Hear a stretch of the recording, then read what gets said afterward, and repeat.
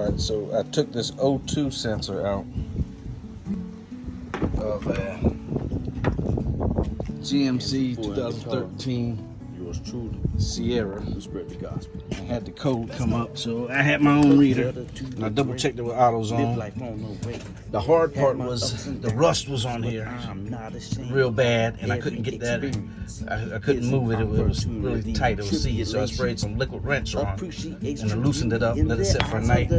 Came back with a 22 millimeter wrench, and it popped right off. And O2 sensor goes.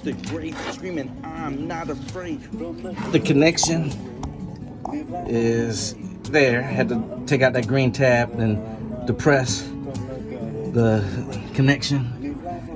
And the second spark plug filter going in here. And there you go.